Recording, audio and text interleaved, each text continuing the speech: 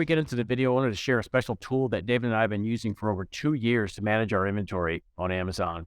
The tool is called SoStocked, and it is a very powerful tool. It's designed specifically for inventory management. If you're in a physical products business selling on Amazon, you need to be in stock, especially with the inventory restrictions lately. This tool is incredibly powerful. If you're having trouble with inventory management, this might be a tool to help you. SoStocked is partnered with Firing Demand, and they've offered our guests, our listeners, a 30-day free trial. So click the link in the video description to get 30-day free trial. On to the video. Welcome, everyone, to the Firing Demand podcast. On today's episode, we bring in Pat Lum for the third time. We have known Pat for over 5 years, and he is a true expert on Amazon ads. Pat and his team spend over $13 million a year on Amazon ads. That's all they do. Eat, sleep, and nerd out on this stuff. And now he's sharing a new Amazon PPC Playbook that they have developed with the world. We are really excited for this interview. Welcome to the show, Pat. Thank you. It's good to be back. Fantastic to see you guys. Absolutely. So for our listeners that have not had the pleasure of listening to your previous episodes, can you share a little bit about your background and your path to becoming a PPC expert? Sure. Yeah, no, I was just trying to pay for my college. I sold stuff online. Originally, it was actually a retail operation. I sold the physical products door to door, wholesale in it. just trying to make it work. And then found Amazon as an online distribution channel, and I listed my products on there, did well, and then I just became fascinated with what was then, in 2016-ish, like the emerging sort of Amazon marketing space, and I just fell in love with just the marketing component, and so I started helping other sellers with that, and we founded, Asteroid X, my company, we founded in 2018, so it's been about 5 years now, and it's been a fantastic ride. Yeah, I just love the marketing stuff. Awesome. Well, cool. So like David mentioned, we've had Pat on the show a couple of times before, and Pat's covered, I think on the first one, it was kind of like intro to ads and how to run those. This one, we're going to dive into a couple of little deeper topics, expand on those. And so let's get right into it, Pat. A lot of times, I hear this a lot, Amazon PPC top of search ads. Can you share with the listeners, are they important? What are they used for, and why or how are they different? Top of search is a really interesting tool that I think most people are still underutilizing. I think of it like as an ethical bribe to Amazon, because most of the time when you're running ads, you could say, hey, Amazon, and this is through like the bidding mechanisms and the ads platform. You could say, hey, Amazon, I want to pay 50 cents per click and no more than that, please. Like, please don't, because it doesn't work with my margins. It's no good. I can't afford more than 50 cents per click on each of my ads. Unless what you could do is ethically bribe using the top of search feature. You could say, hey, Amazon, I only want to pay 50 cents a click unless you can guarantee me, show up on the first page, and then I'll pay a lot more. I'll pay up to $2 a click. And you might wonder, like, why would any seller want to do that? Because it seems like if you spend $2 per click, you're just going to go broke real fast. But no, that's not what we've seen actually happens because of a weird dynamic. If you appear on the first page through, top of search bidding and you get aggressive with that, the click-through rates and the conversion rates are actually higher on the first page than if your ad had appeared on pages, 3, 4, 10, or on another listing, whatever. So your click-throughs and your conversions are going to be higher. So even though your cost per click is more, you might actually end up paying just a bit more, or maybe even on par to acquire that customer. Your cost to acquire the customer will actually be really similar because the clicks and conversion rates is higher. It's not going to work for everybody. You got to have a strong listing, obviously. But yeah, I've been talking to quite a few, high 6 and 7 figure sellers, and they love exploiting top of search for this reason. That's excellent. And I think what we found, and this is an option that you recommend sellers like test on each different product. Like how would you recommend, like, where do they find this, and kind of how do you recommend like testing it to see if it works? Test it on some of your big boys, your heavy hitters, because it's not probably advisable that we don't like testing anything really with ads across the board. If it doesn't work with your best sellers, it's not going to work with anything under that. So maybe try that first, just also for the sake of economics. For people watching this in the future, we're recording in April 2023, and the economic conditions are less than desirable. So yeah, don't go crazy with top of search. Not legal advice. Just Very nice. Now, Pat, your team manages some pretty unique accounts, and can you share with us some details on the account you've mentioned that does $350K a month in ad revenue? and just kind of the general strategy behind that and your thoughts there. Yeah, I wanted to bring this to you guys because there was an account I saw recently. Yeah, so as you said, $350K a month ad rev, and that's not organic, it's not including organic sales. They're well over $1 million a month on the Amazon store. But what struck me about the way that they were thinking about stuff and the way they were thinking about making money on Amazon is it was stupidly simple. Like, it's almost like the more advanced you get, the more dumb and stupid your advice sounds because it's just stupidly simple. So it's like, I would describe their ad strategy as pointy, by which I mean, like, they really only wanted to focus on advertising a few top products and really allocating like most of the budget to those, say 80% of the budget to our top 3 to 5 SKUs. Like, it wasn't much at all. And then to sort of put a finer point even on that, amongst those, select few products that they were choosing to push, a small number of keywords even amongst those products they were pushing. Like, so it's really like a sharp point on the product selection and a sharp point again on the keywords used to advertise those products. I think a lot of times people make a mistake where they go too broad with the ads. They want to bid on this term, all these terms, auto campaigns, manuals. You probably just need like 10 or 15 real good terms that are high traffic, high relevance to the product that you can drive ranking for. And that way, everything just seemed really pointy to me. I think that's what and they also use this top of search function. Yeah, it's just, it was really concentrated, I think. So they had enough data by then to know where to put the money. One quick question, follow up on that. Was there anything to like, are they going after keyword ranking, or are they looking at keywords that just convert really well? And are the products that they're targeting, are those that are most profitable, or just happen to have the highest converting keywords? Again, on a really simple policy where they wanted to maintain a 10% takeos, and then the ad budget could be whatever, they'd scale the ad budget up as high as it could go as long as the takeos was at 10%. And for those who maybe are uninitiated to this term, you got your ACOS, which is your ad spend divided by your ad revenue, and then you got your TACOS, which is a similar metric, but it also accounts for the ranking of the keyword. So the TACOS is the ad spend again as the numerator, but the denominator is all of the revenue that you get. So both from ads and organic. So what they were saying by saying they wanted to hold the 10% TACOS is, we're going to spend, say for every $1,000 that we spend on ads, we're going to want to make 10,000 in total top line revenue in the business. And then we can scale up that ad spend accordingly. So 12,000 in ad spend, 120,000 top line rev, whatever it is. Yeah. So they wanted to scale up 10% TACOS, super pointy. And there's just a few rules that they were using. It wasn't anything crazy. Another thing you mentioned was that so $350K in ad revenue and then over $1 million in organic. So just rough numbers, 30% PPC revenue. That's something that we're looking at on a weekly basis, is what is our proportion of PPC revenue to organic revenue? And I'm curious is there a point where things are out of balance? And if they are, how do you react to that? It's a good question. I've always seen it happen in like life cycles. Specifically, you could probably map this to the life cycle per SKU. Like, when a SKU starts out, it's really normal for, a 60-40, even 70-30 split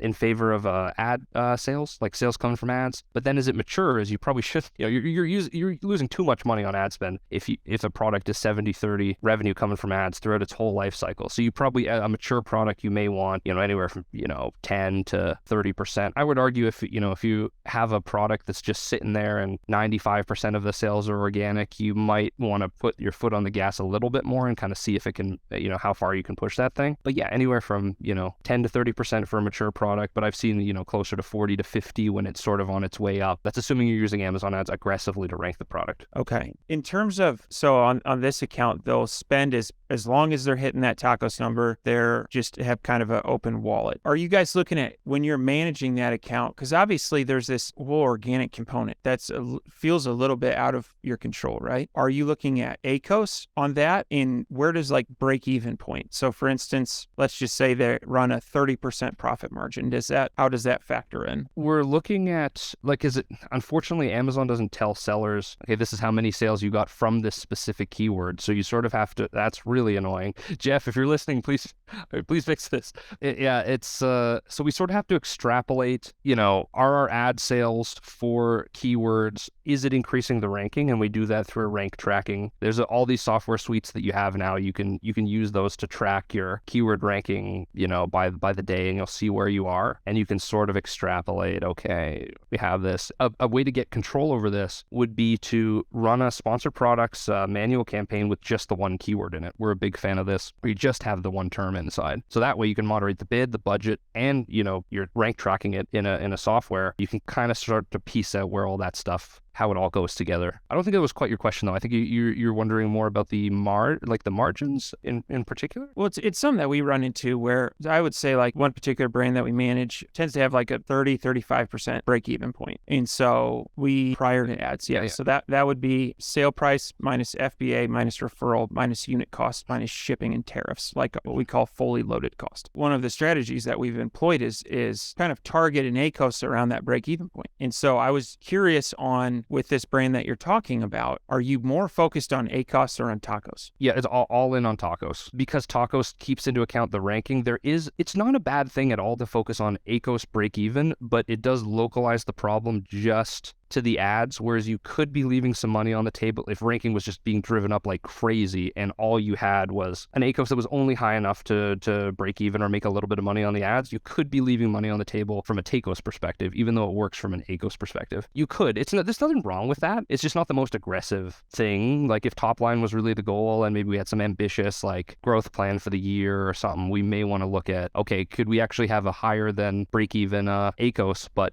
does the ranking justify it? And if it does, we should do that, maybe. So that's why tacos instead, but doesn't have to be. Sorry, we're really to our listeners, we're really going deep on this, and I think to anyone that's managing their own PPC, this is, or working with somebody, I mean, this is super, super helpful. Last question, then we can move on. That 10%. So when that company was formulating their budgets, where did that 10% come from? And to our listeners, like when they're trying to kind of figure out, well, what should my target be? What am I aiming at? What would you recommend? I'd have to ask them why they set the 10%. That was like an internal sort of business mandate. If I had to guess, I would guess that it leaves enough room for like some months we're going to be over that, and it just leaves enough kind of wiggle room so that no month is extremely unprofitable. And it's a nice clean number. But I think and it probably also works with the margin. Like you have to understand what your profit margins are on most products. It's tricky too, because that's a 10% TACOS like blended across all the products. So it's not like each product has an identical profit margin that you can account for. But I think maybe 10% works universally across the product lineup. It's nice and safe. It's not 5%, so you get a little bit aggressive there, but it's not 15 to 20 when you would probably truly start to cut into some margins on some products. There's no like scientific reason why it would have to be 10% versus like 15, for example, or something like that. That's awesome. Anything else on that, Pat? Or I think the takeaway from some of that stuff is just that it's much simpler than I would have thought in terms of the plan, right? 10% TACOS, focus 80% of the spend on 20% of the SKUs, and focus 80% of the spend on 20% of top keywords, top of search. They like product ASIN targeting, like the product targeting works. So just before we hop off of this, something really interesting is that there's this debate over like defense terms. Have you guys defense PPC campaigns, right? There's this big debate, and I don't think it's been resolved in years. So we're here to resolve it right now. These guys ran a test, okay, and it's a pretty well-known brand. I would love to say the brand name, but I don't think I have clearance for it, so I'll keep it to myself for now. It's unfortunate, but so they have a pretty well-known brand, gets a decent amount of search volume on Amazon every month, right? And so they sort of were in the mindset that I have to protect my brand. I have to, run ads for my own keywords, or else my competitors are going to do it and they're going to steal all my sales. And I think that's the general sort of discourse that goes on there. But, however, they ran a 1-month test where they shut off all of the branded terms and nothing happened. They do these days, they sort of, flipped slightly back into the other direction where they'll have one sponsored brand's banner. Those are those banner ads just at the top of the search results for their brand, just to say, hey, here's the brand. In case you were looking for it, here's us definitively, like the knockout punch up top. But we're not going to bother sponsored products advertising for a bunch of our terms. The people who are searching for our brand name probably want to buy our thing and not, whatever competitor name X. Like even if they they do interject a little bit in the ads. It's not, and so they improve margins, that way. And that ad spend can be allocated towards non-branded terms, like getting new customers into the business. It's alluring because if you run for ads for branded terms, your ACOS is going to be just chef's kiss incredible. It's going to be, 3%,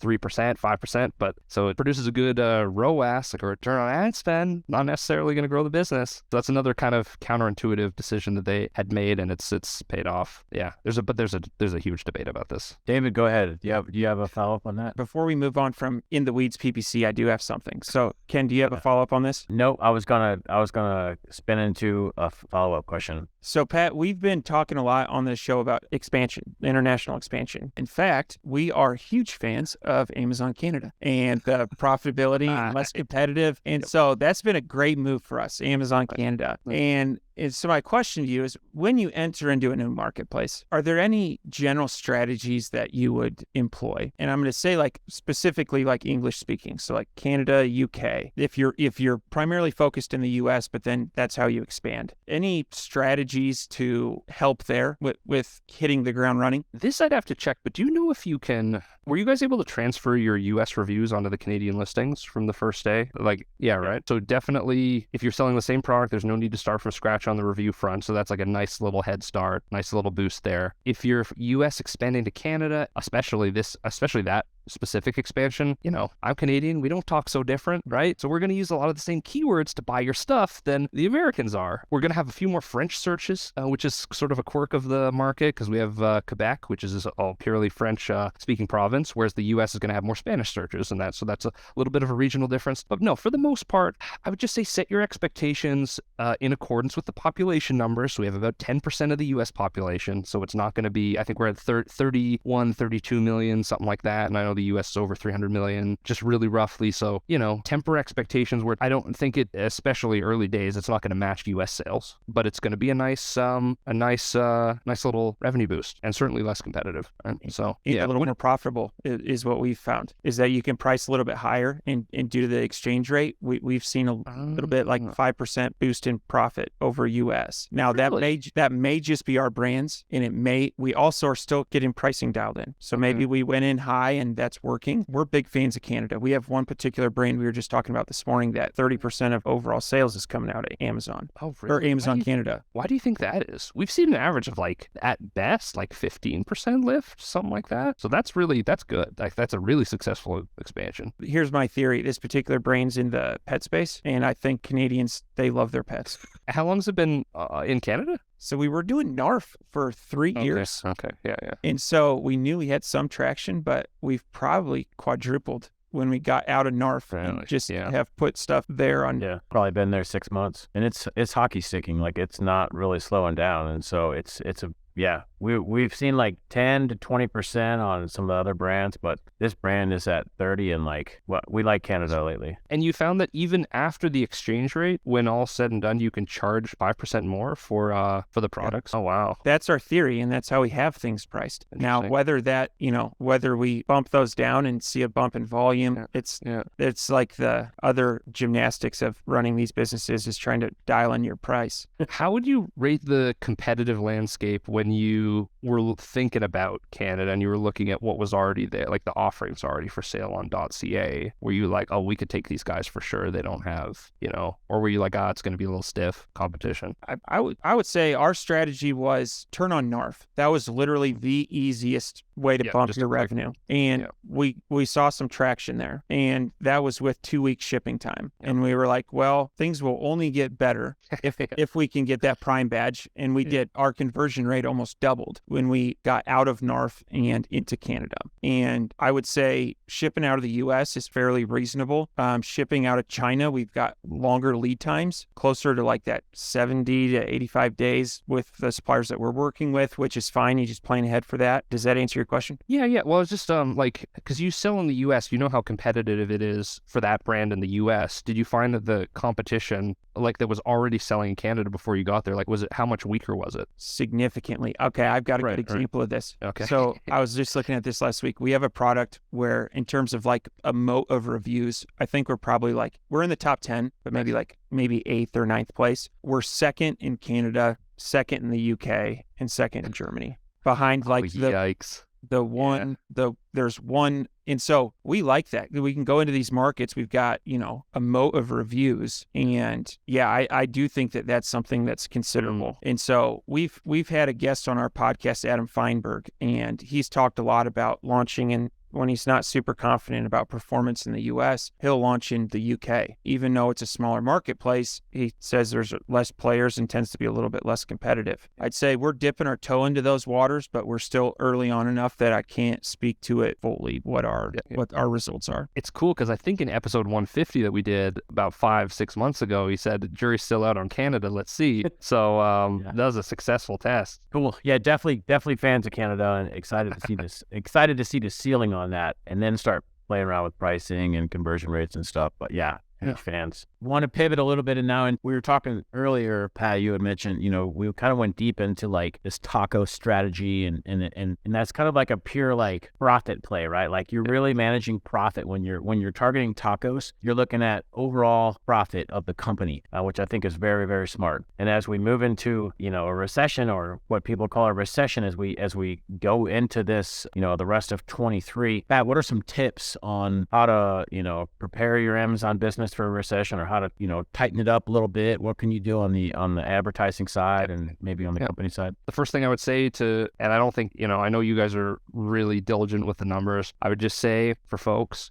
sometimes Gen Z has this saying like the math doesn't math, or the math isn't mathing. Sometimes the numbers don't make sense to sell a product at all in the first place. You get all the revenue you want, but it's not going to generate a profit. And typically, and I think David actually mentioned this on the last pod, but it was he was saying how generally as a minimum, you want a 4x markup on landed cogs. If it's costing you, $10 to make the thing, you got to sell it for at least 40 to make the economics work, preferably more. I mean, if you could. So just not jumping straight into ad tactics and listing optimization, all this stuff. Like some products don't have the built-in margins to even justify being sold on the platform, or you're going to have to raise the price to make it work. I'm always surprised when sellers actually do a profit analysis for the first time per SKU, and they look at how much they're actually making per product, and then they realize like, oh shoot, like this product does a ton of revenue, but I'm making making pennies on the dollar, right? It's not Amazon sellers should not be in the revenue game. Like we got into this to make money, not have a 7-figure business that doesn't kick off any cash, right? And the other thing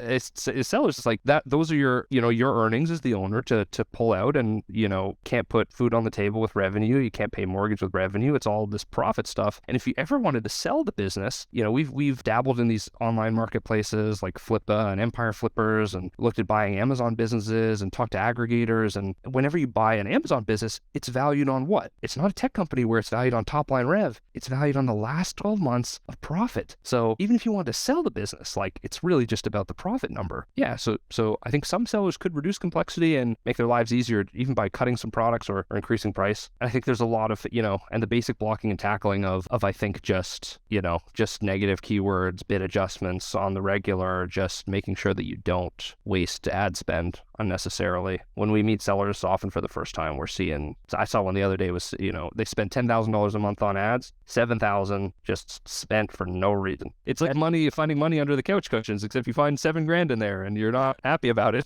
Like, it's kind of a good thing though, because now you can take that $7,000 and go make more with it if you choose to. So I see opportunity when. Yeah.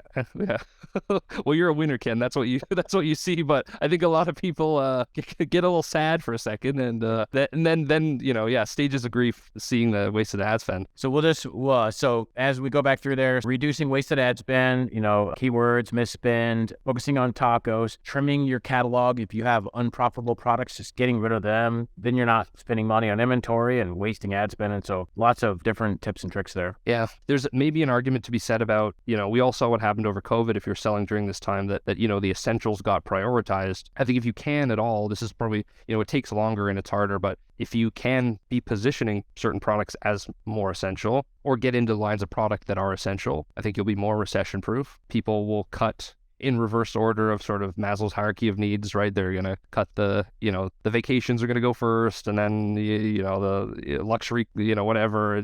And it all gets down, and the last thing that's going to be cut is a bag of rice or something, So I'm not saying get into the rice business, but like if you have the money's in the rice business, okay, listen, rice, they need something to cook the rice with. Certainly it's a sort of related, but not quite. I am seeing a play recently that's working nicely. Like if you notice that some of your orders are coming from B2B, sort of business to business, people buying up a larger quantity of items, you can just make it easier for those folks and roll out a child SKU variation that's a 10 pack or a 12 pack or something. Just make it super easy to buy, get that high cart value going. It's not a bad thing. I just saw an article that came out, Marketplace Pulse, yesterday or the day before. It was $35 billion is annual B2B revenue that Amazon pulls in. And so, a strategy we do is decrease a B2B price a couple bucks, 5%, 10%, give them something, and then add in some quantity packs if the product makes sense. Discount 3, 5, 10, just add in those discounts, extra 2%, 4% from B2B is a nice little bump. Yeah, and don't increase your complexity that much. When you make those quantity packs, are you immediately sending something into FBA, or are you doing FBM for a while to test the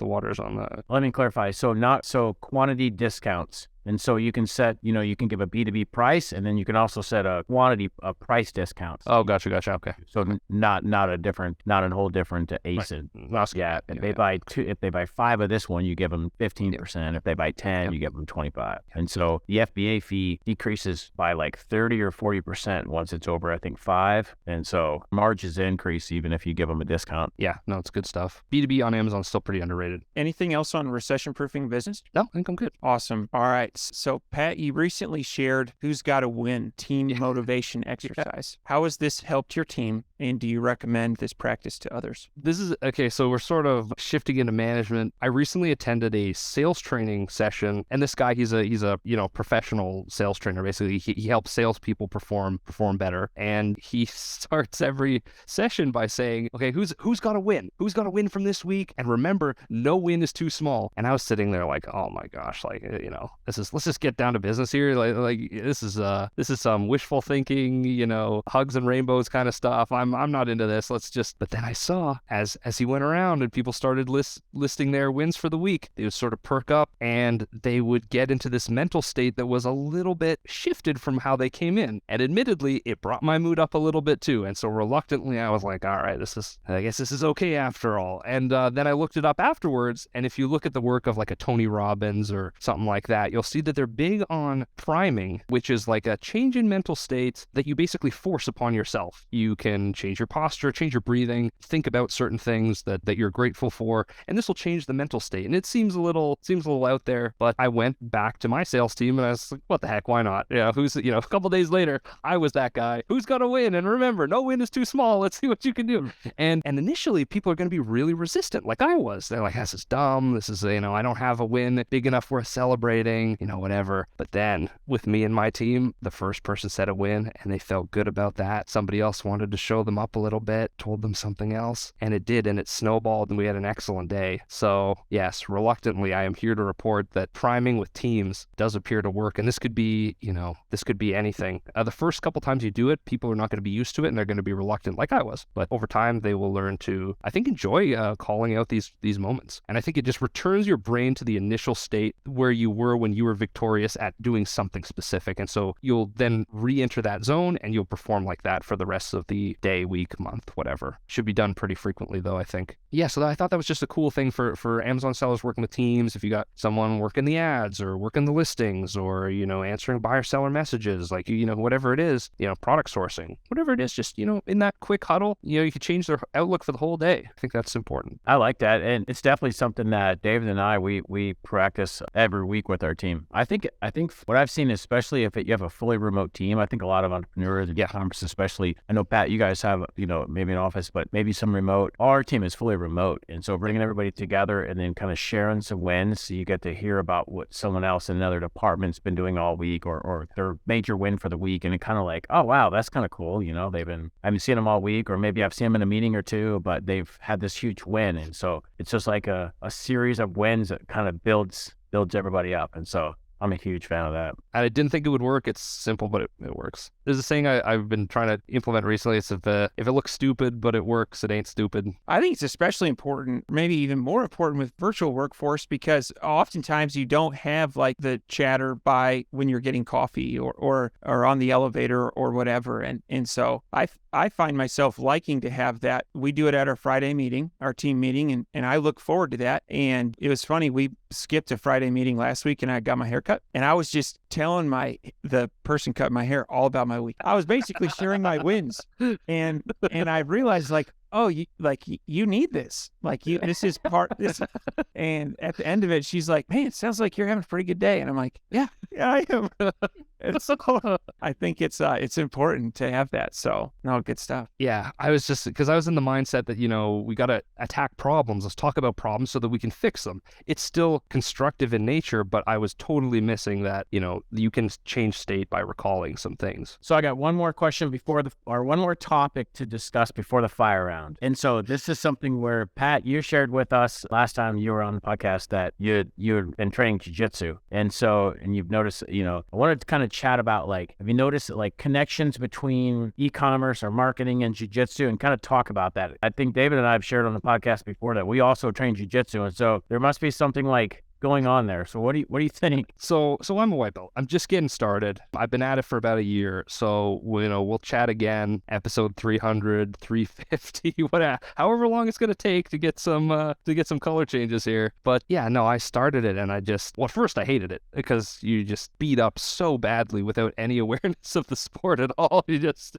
get annihilated. And on my first day, I'm a little bit of a bigger guy, so I didn't get any mercy whatsoever. And I think I was also like tensing up a lot. I was really resistant. I was just sort of this wouldn't flow roll at all, which is like I wouldn't take it easy. I was just showed no mercy, got beat up a ton, and only now maybe I understand a few words of this language, but barely. Right? But yeah, the one interesting thing that I sort of have observed from and for folks who are unfamiliar, I mean, this is a grappling sport. If you've ever seen the UFC and the part where they're sort of rolling around on the ground in a mangled sort of mess, and they're trying to get either a choke or a limb, there's potentially an arm break, something like that. That's what we're talking about here. Do you guys do gi or no gi? No gi. So yeah, it's either in the pajamas, it's in the bathrobe, or it's not. It's in regular people clothes. They're just maybe a bit tight. Yeah. So there's a saying in jiu-jitsu somebody taught me early on, which is like position before submission, which means that you have to be in an advantageous position in order to finish the fight, and you have to work your way up to that point incrementally. You can't just instantly, unless you can't, flying arm bars and whatever, they aren't common, so you don't be doing that stuff.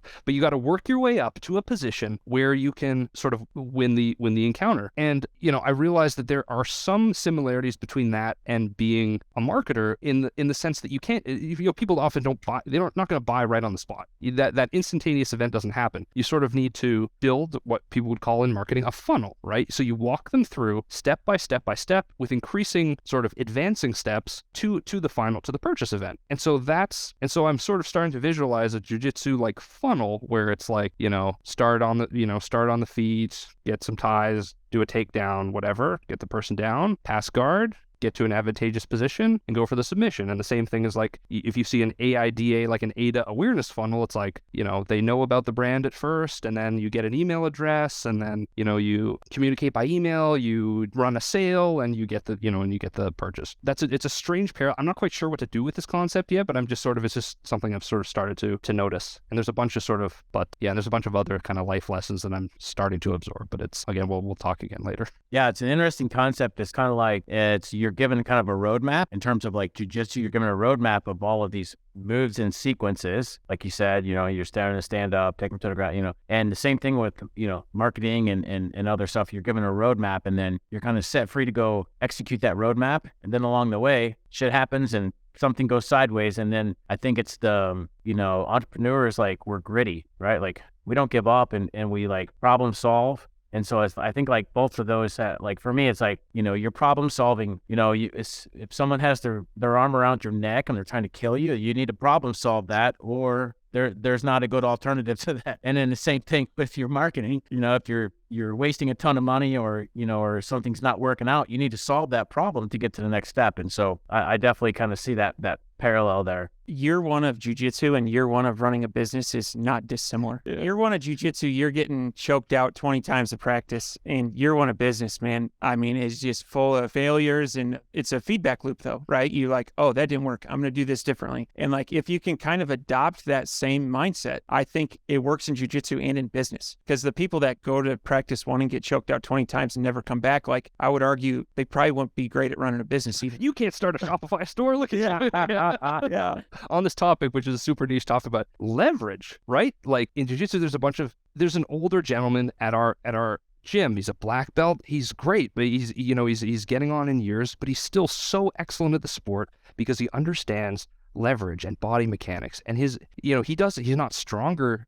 He's not stronger than a 30-year-old weightlifter, power lifter. He's not stronger than that person, but he's still better because he understands leverage. Like, so he knows exactly. Jiu-jitsu is one of those things where it's not just a brute force thing, right? And so I think in businesses, seems to be the same way, right? Or you can get a lot of leverage from, say, media, for example. Like a low leverage activity, you could go down to town square and hand out Amazon coupons for your product, right? Or you could get online, you could build a media presence with leverage. You could leverage influencers or whatever. You could do a more high leverage play with the same amount of effort. And so I think that's another similarity that I'm starting to notice. So I think it's super niche, but very interesting. And I've got a couple of other friends in the e-commerce space that also train jiu-jitsu, and I'm kind of like, there's something there. It's like overcoming adversity, solving problems. We face that on the day-to-day, and some of the other benefits for anybody listening that's never trained jiu-jitsu is like, it's a e-commerce entrepreneur marketing. It's a lonely life. We're